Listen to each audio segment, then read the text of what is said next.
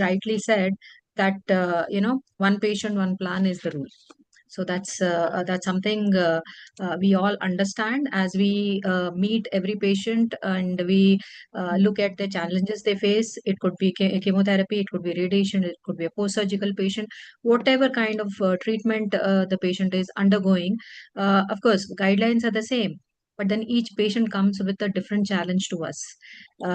We cannot say all head and neck patients will have a similar kind of issue, or all post-surgical patients are one. Definitely not. So each one of us, the panelists, would understand, Tiash madam and Uma Kalyani, that yes, as they come to us, the one patient who is presented to us in front of us, the very next patient might be the same department, a head and neck case only, but he'll come with a new issue, and we are the ones who are to we are supposed to resolve those new issues, the nutritional issues. We're not talking about the medical issues, definitely the nutrition issues, and help him to actually eat better. Because unless he is going to eat better, he will not be able to sustain the treatment he has to undergo. And once he is not able to sustain the treatment, the clinician says, okay, let's stop the treatment. Let him gain weight. Let him feel better. Then we restart the treatment. So we are back to square one again. So this is a challenge every day. Probably this is the same in every I would say every branch. It could be nephrology, it could be cardiology and all. But what we face day to day with cancer patients is something very, very challenging, and each of one of you would agree with me. So we would go by, say, as the patient is presented to us, probably as the guidelines say, we all follow the same. We all are NABH accredited hospital. We all are JCI accredited hospital. So the guidelines are the same. We have to follow certain protocols. So I would just start with Tiash ma'am, asking, as the patient comes to us, the protocol says that we screen the patient and assess the patient, right? So, in your setup, or what do you think is the right way of screening the patient when the patient comes to you on admission or on an OPD basis? And in your practice, what tool do you find is the best way to screen or assess a patient? Ma'am. Yeah. Well, what we do in our hospital, we also follow the same guidelines that we do nutrition counseling within 24 hours of admission.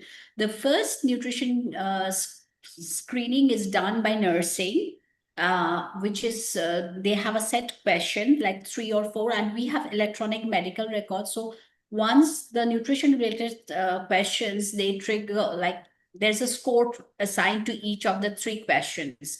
And if their score is above 2, automatic referral is set to the clinical nutrition department, and where we go and assess the patient for an in-depth nutrition assessment. The other way we do nutrition assessment for all the patients is after they come to the ward for inpatients, after they are admitted to the ward, one of our team members goes and does an in-depth nutrition assessment. We do not follow in particular any tool, but we have questions from all different tools, and we have made our own set of questions which assesses the patient's nutritional intake, swallowing difficulty, whether patient is having any kind of edema, where patient having nausea, vomiting, diarrhea, or constipation. Then they also look into some of the blood parameters, biochemical parameters, and then physical assessment as well, as which is from looking at the patient when there is muscle wasting or severe wasting any kind, and those triggers, if the patient is at risk, then we follow them every 3 days or 7 days. And if suppose there is no issues, then they are followed until admission, until the discharge and next admission, because we have patients coming back and forth. So that's how we follow here. Okay. Oman, do you have a particular screening tool which you would recommend and you think it is easier to follow and you do practice, you do use it? Yeah, screen tool as such, the main thing for assessing the nutritional assessment is definitely the body weight. So we have to do the anthropometric measurements first.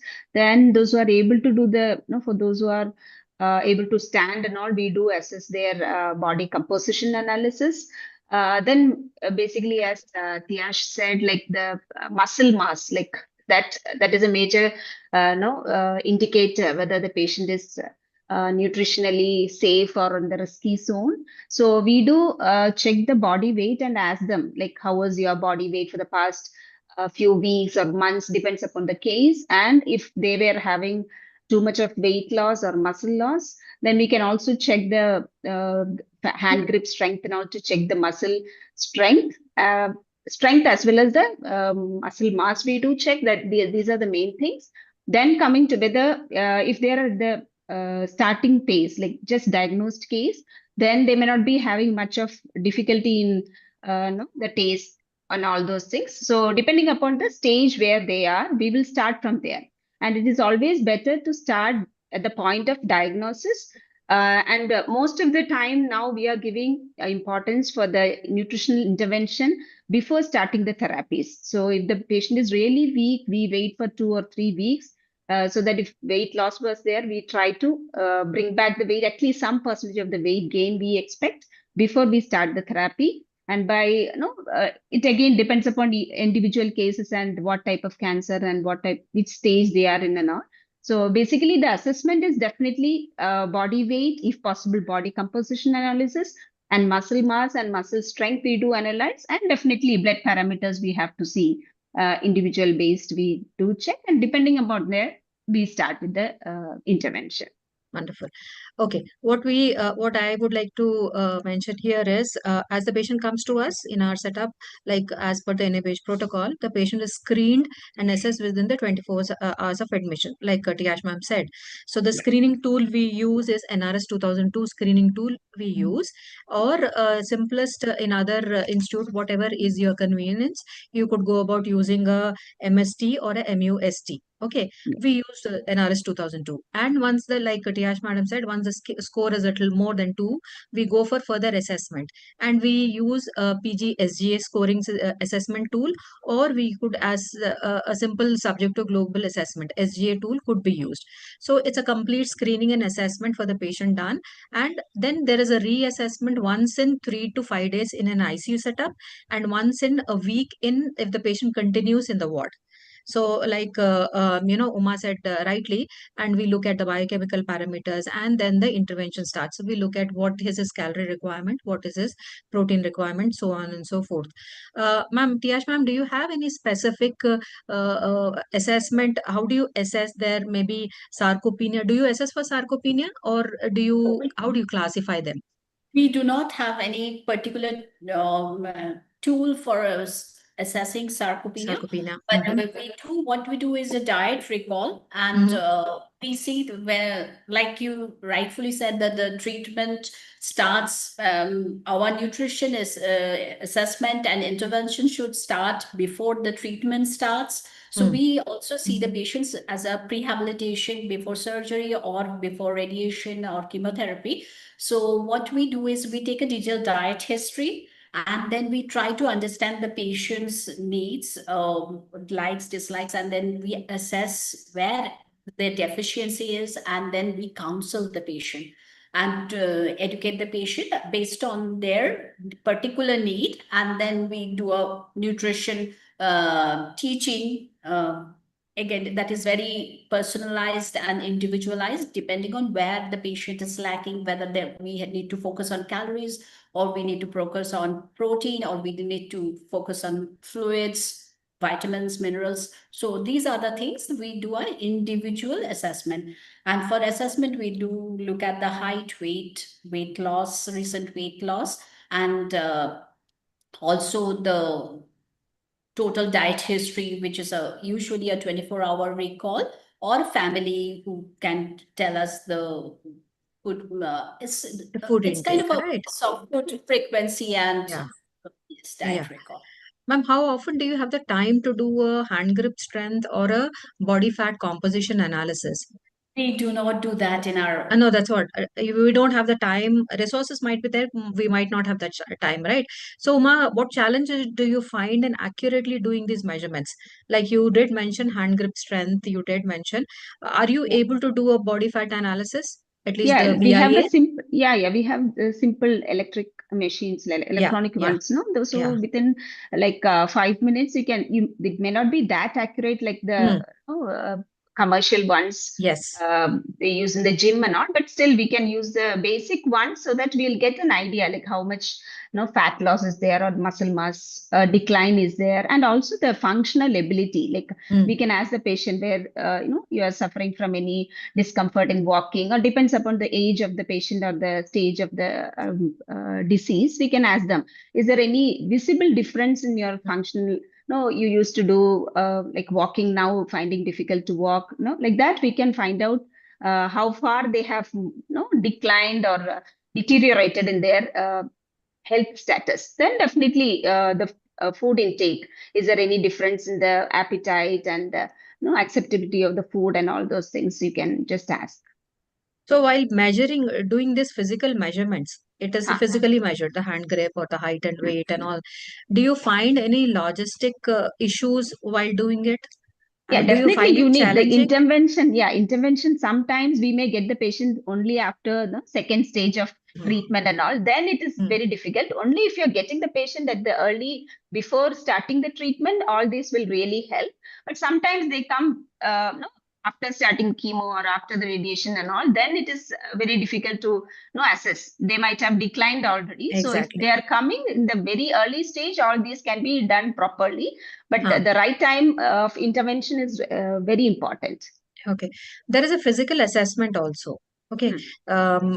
Of course, that's a different form of assessment. There is physical assessment, looking at their, temporal areas, Yeah, yeah, all these correct. things. Yes. That is, of course, challenging. It is time taking, resources and all. Have you ever tried it in a few patients? That Yeah, has always sometimes. interested me, Yeah, but yeah, I have never been able to do it.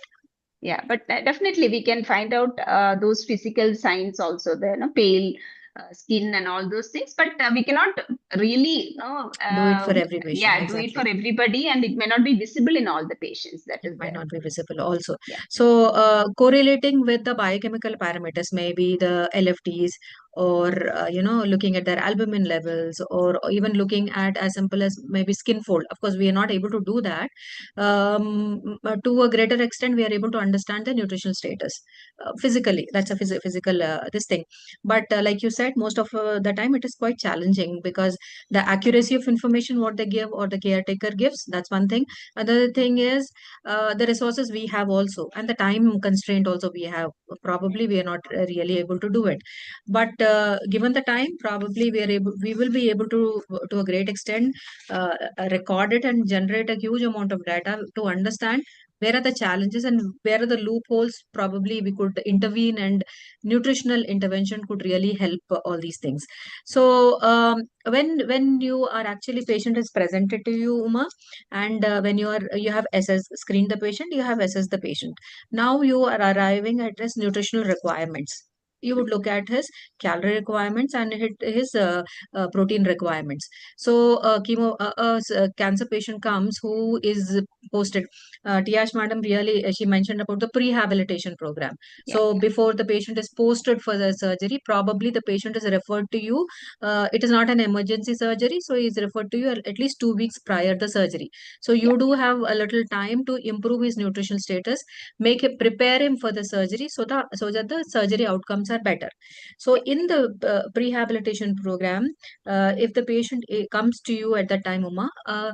how would you think, how would you calculate his protein and calorie requirements apart from the macronutrients? What are the other things do you look at? Yeah, okay. So actually, if we are getting the patient during the prehab state, that is perfect time. So during that time, some patients might be coming with already lost weight. So if they have already lost 10 or 15 kg, at least 5 kg, we try to bring it back before we start with the treatment. So that is the first thing target we have to take. Like whatever lost weight, we are trying to regain back. So definitely protein needs to be given focus first, and calorie also. Most of the time, the calorie should be up, no, up, and the protein also we have to increase. Then definitely like the micronutrients, like fat also, we give quality fat. But if they are able to have nuts and all, we give good quality fat, and then calcium.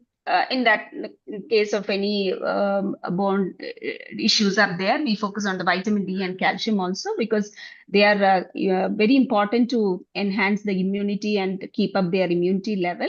And anti-inflammatory foods and antioxidant rich foods also we do give. But main focus is definitely on the macros like calorie and protein requirements. Okay. Tiash ma'am, when the patient comes in your prehab program, um, how much, how much aggressively you go? Do you see any change in the weight by the time he comes for the surgery? The first goal of the nutrition intervention is to, as Madam said, that we first try to stop the weight loss. Where the weight which the patient was losing, we try to stop it, and then if it's possible to regain a little bit of it. But more often, weight gain is not possible. So we at least we make sure the patient is meeting the needs, but we do not go very aggressive. It has to be a realistic plan because these patients often cannot eat for the nature of the disease. So we can, maybe we want to increase a lot of calories, and but then we do not want to set up failure for the patient, so we make some realistic goals and which the patient will be able to meet. And then once they are able to meet that, then we slowly but we do it very gradually. The other thing is that these patients are very malnourished at baseline, so their electrolytes are also low. So that's another thing we try to see the potassium, phosphorus, if possible, magnesium. If they are within normal limits, then we can be a little more aggressive than usual. But other than that, we usually go slowly, and that way it kind of is helpful, and the patient follows the plan, and they make small changes, and which helps them to continue with the recommendations that we are making. Yeah, Yeah. one more point to add Yeah. to, actually at the time of diagnosis, no, most of the patient are mentally, they'll be like depressed, even the family will be depressed, and the Correct. energy level will be low because of the disease. On top of that, because of the psychological issues, so they might be deprived to do any kind of exercise or physical activity. So we have to encourage the physical activity, whatever possible, no, at least 10 minutes or 15 minutes of walking, if possible outdoors or indoors, so that that physical activity will definitely help them to reduce the stress levels, and it improves the appetite and all. No, that is very important. Not only the nutrition part, we have to focus on the physical activity part and encourage them to do some amount of activity, so that that acts as a stress buster. At the same time, it can improve the appetite. That will help them to improve their nutritional status also. Yeah, Correct. true. Um, so in the prehabilitation program, we are readying the patient for the surgery. So what happens is realistic goals. Somebody has asked a question about the realistic goals. So what I would like to say is, probably like Tiash ma'am said, probably will not see a great change in the weight, maybe half a kg. Wonderful if it is in these 2 weeks. But what is it that is we are improving, like Uma said, the quality of life. He's prepared, the preparedness for the surgery. So electrolytes are good. Maybe there won't be a great change in albumin because the half life of albumin itself is 21 days. Maybe the appetite is better. His quality of life is better. He's able to get up and do his walk around, do his work, and he's basically, everything is about, he is ready for the treatment or ready for the surgery. That itself is a great change. We need not really look at weight changes, huge amount of weight changes in his hemoglobin and all. There will be a mild difference. Probably it goes unnoticed, it is not traceable also. But what realistically we see physically in a patient is he's ready to undergo the treatment. That itself is a great change.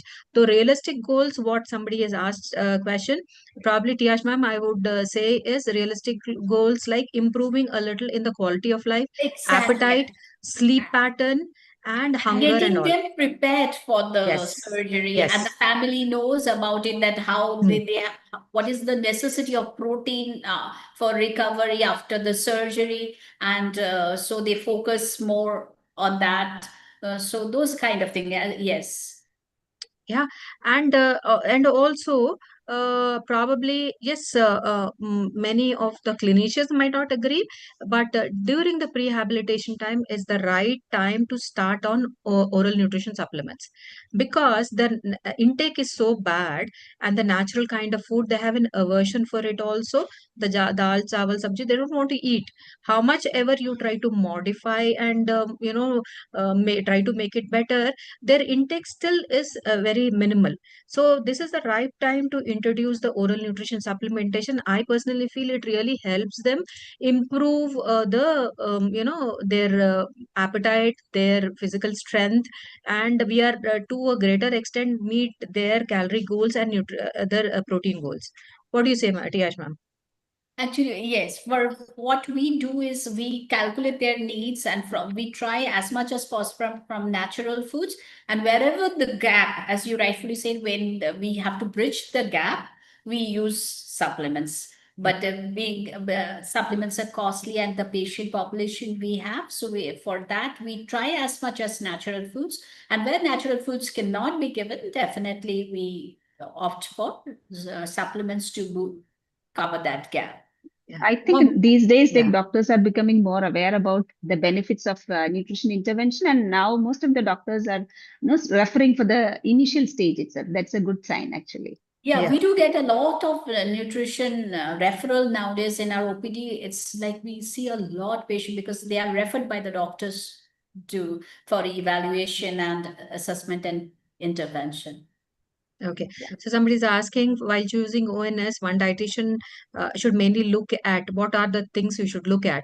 Yes, one thing is like all of us have challenges with the cost. The resources are one thing. So something which is affordable, and also very important in cancer patients is it should be palatable.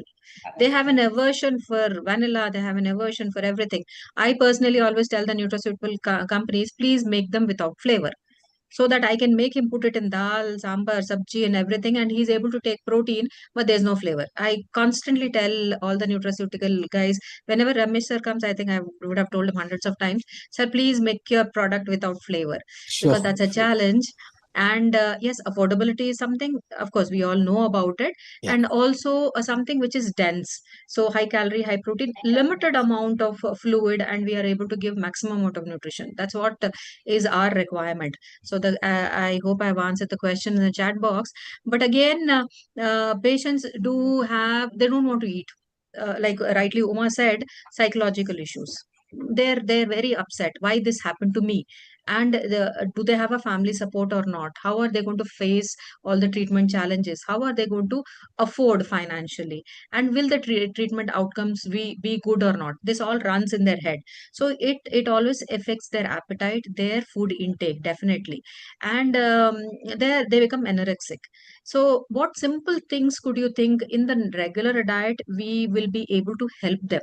How do we modify them? Tiash ma'am?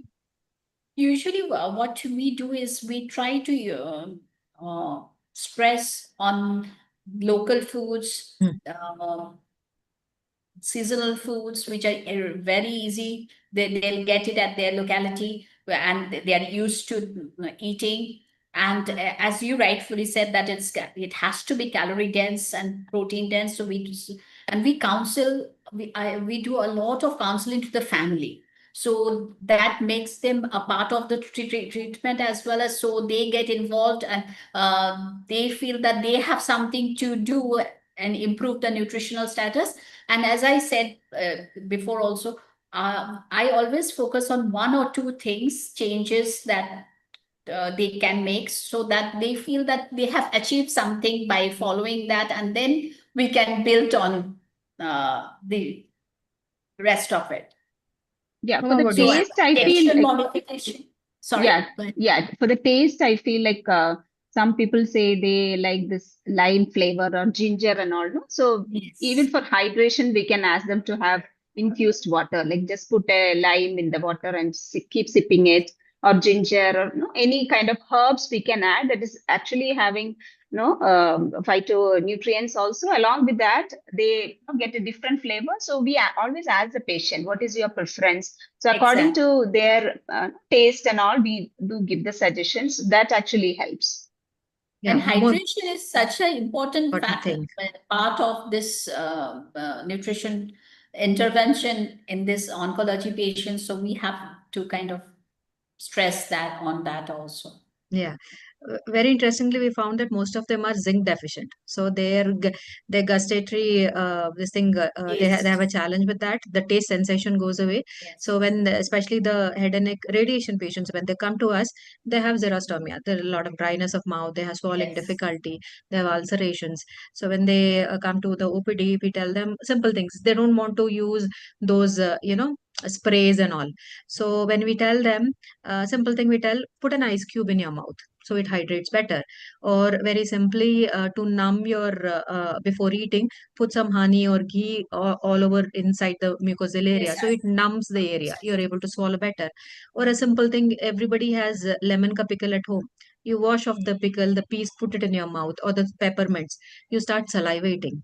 So they find that very useful instead of the sprays and those gels and all. Yeah, So than the probably, artificial ones. Yeah. yes, yes. So like Tiash ma'am said, locally available, what is available in the at home itself, we should be able to do it.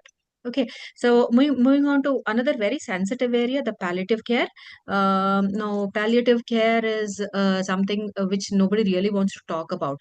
We have a very good palliative department in our hospital, and we have a multidisciplinary team who takes care of the palliative, the wards. We have the dietitians, we have the physiotherapists, we have the psychologists, we have the social workers, we have the palliative clinicians, and we have the very good strong nursing staff, the palliative staff. So we all as a part of multidisciplinary team take care of the palliative patients. Now we where the challenges we find in palliative care is the guidelines say keep the patient comfortable. He's going to pass away in a few weeks, few days. So keep him comfortable. Don't nutrition should not be aggressive. There are times when the clinician says, don't feed the patient at all. Just hydrate him. Okay, the guidelines say that. The physician says that. Now the challenge comes with the caretakers, the parents or the wife, or they will come say, "Khana क्यों नहीं खिला रहे? Please give him. He likes this food. We know it is terminally ill." And the clinician is very clear with the caregivers also. He has just four more days or a week left. That's what he's there, very clear. So when such patients attenders come to you, the caretakers come to you, how do you decide on that, ma'am? Tiyash ma'am, खाना देना Yeah, है we नहीं also देना है? no, patient's wish is a very important part of any kind of treatment. If the patient wants to eat, usually we talk to the team and kind of discuss it that if there is any way we can, if it is not unsafe, it's like if the patient is at risk for aspiration, then it's definitely different. Then we have to think otherwise.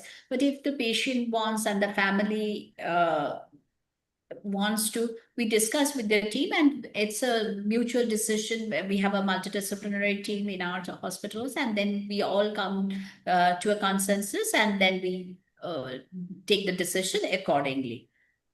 Yeah, definitely the food or whatever we are giving should not trigger the symptoms. That is the main thing we have to keep in mind. Yes, yes. Because It has to be safe. palliative Yeah. care is a very very sensitive area, and Mm. though the attenders want food is very very emotional, is something very very close. Exactly. So Yes. the especially for us in India, so they feel ki he is dying, he should not die hungry. That's what we feel. So, but he doesn't require. The doctor says he doesn't require, because be aggressive. Mild hydration is important. Let him pass away, very comfortably. But attenders will not agree with us. And somewhere in the corner of my mind, I also feel poor guy. He's hungry. Why should he die on an empty stomach? Somewhere it triggers that also. Yeah, this is a conflict. Always we have this conflict. So the guidelines say something, the clinician says something, our heart says something as a dietitian. So we find it very, very challenging. But then we had a case of a young boy who had a CA colon. He had 13 or more than 13 surgeries, most of his intestines resected. He was in palliative care. But then his mother used to sit with him. he would say, I want to eat paneer ka biryani, or I will have noodles today. I will have something. But she would make sure she would order it in Swiggy or whatever, order it in her canteen, give it to him. So when questioned, why are you doing it? So she would say, my son is going to pass away in a few days. Let him eat. Ma'am, he doesn't have intestines. How do you think he's going to absorb? Forget absorption. He is eating. He is happy. Let him die happily. So this is where the conflict of interest comes. So it becomes really, really challenging for in palliative care, more so even in the pediatric cancer wards. So that's another area where your heart rules your brain, your nutrition goes for a toss. So those are the areas which are critical, very sensitive, and it is an individual decision, I think. So when you are collaborating with a multidisciplinary team, maybe a physiotherapist or a psychologist, mm, do you find it challenging, ma'am, Yash ma'am? Do they No, agree with you? yeah, we all kind of come, we respect each other's views, because to get the big picture of how to treat the patient, all views are very important. So we each have a listen and then make the decision accordingly. But I actually I have been fortunate. I didn't have any conflict of between. Sometimes there are questions, but we try to rationalize, like whether TPN should be started, where enteral can be a possibility. We discuss that, we discuss it out, and then for the most part, we are able to come to a consensus. Sometimes it doesn't happen. It is. Yeah. So then we have to, Hmm. Does the overall. psychologist come and say that, see, he's in a depressed mood? Um, can you do something better from the food? Do you have such comments? Actually, in our hospital, the food is not a part of our department. So Okay. it is, yeah. So that is why we don't uh, very often get this question. Who But addresses it? huh? Who addresses these issues? There are food service F&B people. people. Okay. Yes, they have, but regardless, we have to work very closely. Otherwise, if the patient is not eating, no matter how, whatever intervention we do, it's not going to help. They help. So It's we not going to work help. very closely and we try to make modifications. But again, hospital food is not usually something, always there is There are people complaints. complaints about it. But they are very nice. Also, they try to modify accordingly, taking patients' choices, and as much as possible within limits, uh, we try to modify it, giving variety choices and Try to help them. Yeah. yeah. What about you, Ma? Do you Yeah, what does your do you have a multidisciplinary team? And yeah. We have in our hospital setup. It like we are just starting with the onco nutrition. mm, So actually, like the earlier the better. These days, most of the doctors are understanding the value and they are referring to us before starting like rehabilitation. So that time we can do a lot. So as I said earlier, like if they have the weight loss problem, we try to address that first, then encourage them to eat like the nutrient dense foods and definitely most of the cases we start with the supplements also, and compared to the medicine costs, definitely the our nutraceuticals doesn't cost much, so we do encourage them to. And I don't think patients, even if they are poor also, they find some way to get the whatever needed things for the patients, let it be food or supplements. So we start at the earliest. So the earlier the better. But sometimes we do get patients in the midway, like referred from some other hospitals and all. That time it becomes really challenging. The patient is also, or sometimes they drop the treatment, go midway, and then come back. These conditions are really challenging. So we have to work really hard with the patient. Otherwise, it goes, if we are getting earlier, it is always better for us as well as the patients to for the intervention. okay. Do you think that a referral to a dietitian in a hospital is a challenge Yeah, definitely. Like compared to because 15 they come years later back, on? yeah. Compared to 15 years or 20 years back, now things are much better. Like they are understanding the value, and we dietitians are also becoming more specialized these days. Like in olden days, maybe when I started my practice, it was not like that. I was working in Chennai Apollo Hospital, where like generalized, every dietitian will look all the patients. Now the things have changed, and we are getting, in fact, we are getting more of onco patients, and more people are specializing in that, and that is helping us as well as the patients for their betterment, actually. Yeah, but with the amount, the number of patients coming in, ma'am, Tiyash ma'am, in Tata Memorial, the load of patients is huge. So Yes. as they come to you for an OPD or in an inpatient setup, customizing a diet plan for each one becomes really challenging. So you must be having some basic each one to customize. It becomes really taxing. But then you must be having some basic rules, basic guidelines which you could apply to every patient. So, what are the few things you would Yes, generally the do? general guidelines that is followed is small frequent feedings, then guidelines like including a protein source at each meal, um, keeping the head of the bed uh, mm, um, greater than Elevated, 35 yeah, yeah, so that yeah. there is no aspiration, um, eating slow, additional fluids, adequate fluid intake. Then for patients who are undergoing chemotherapy, they should not eat uh, fruits which do not have skins. That is the only restriction we make. And unpasteurized milk, undercooked meats, and eggs.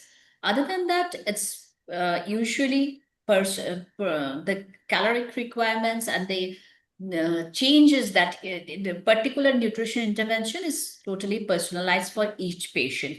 We have a system that it's a totally referral basis, and all patients need to take an appointment and they come and see us in the OPD.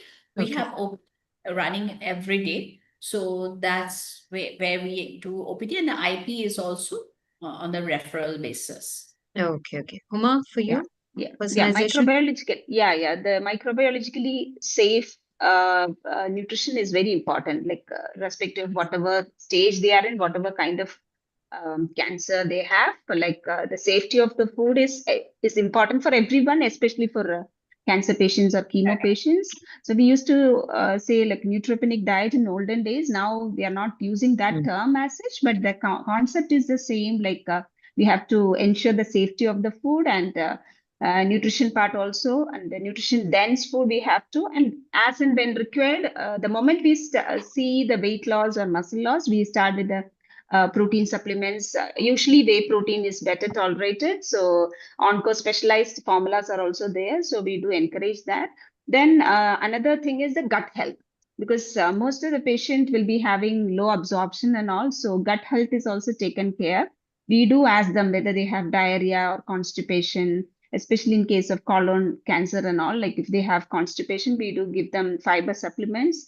If they have issues with absorption, and then we do encourage them to have probiotic supplements.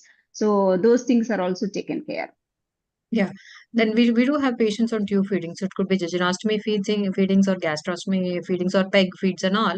So that is a total ball game.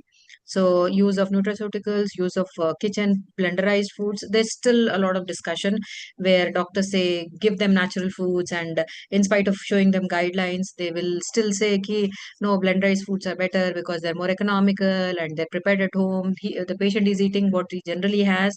It will never go. So unless we put our foot down and say, and we are able to really prove, saying this is why we use formula feeds and how they are helpful, I don't think we're going to win the battle. It's a battle every day. But I think we're going to almost come to the end of the session. So one thing you would like to say at this point for a patient who is undergoing treatment for cancer. um, mm, I tell my patient, don't lose hope. Be strong. Your job is to eat well. You eat well. The treatment is done by the by the doctor and the clinician. That's not your job. Your job is to eat well and stay strong physically and emotionally and get the treatment done. So, what would you say to your patients, Tiyash ma'am? For me also, as I said towards the beginning, the nutrition counseling is the most important, and nutrition education even if we can make one or two small changes, that helps the patient in the long run. And so that is very important. And getting the family, teaching the family, getting them involved in our nutrition intervention to help a lot. And of course, as you all have mentioned, the multidisciplinary approach is the only approach that is possible, because it's not that we are not treating. Nutrition is not only a thing that we will treat and come back out of it. So it's a total package. So we all have to work together, and that is something we all we have to. It's a Definitely. team. Yes. Uma? Yeah. As I told you earlier, getting the patient to us as early as possible is the first goal, but that's not in our hands. Doctors have to Yes, take true. care of their patient themselves. So the moment I get the patient with me, I check all the parameters. I check their weight, no, loss history, everything. And when you assess everything, 1 or 2 points definitely will be there in almost all the patients as a positive thing. Maybe their blood sugars are perfectly in the normal range, or something will be there. So I tell the patient about the positive things first, so that it makes Mm-hmm. them happy. Okay, you're not that worse. You have something to, think positively. Then I move on to the, challenging part, and you Yes. have lost weight. That's not your problem. It's part of the disease and whatever it is. So, but we have hope. We can do a lot with the diet, and you take care of these things. We'll take you through. Maybe you can come after a week. Till then, you follow this. So we give small tips so that they come back to us, and we do a follow up. That is very important. Constant monitoring and support is needed. If possible, we do give them like through online also. Those patients cannot come every week. We do the, connect with them online so that we can give an assistance to them. So like small goals we give them, and hope we give them, so that they come back to us and we can see the progress, together. True, true, true. And there are survivors who we follow up the survivors also who are cancer Yeah. free more than 5 years. We call them survivors, and their survivors have a different challenge. But then the very fact that the survivors itself shows that they have won, you know, almost the whole battle. So that gives us a Yes. great sense of satisfaction seeing these survivors. That yes, somewhere down the line, we did help them in becoming a survivor.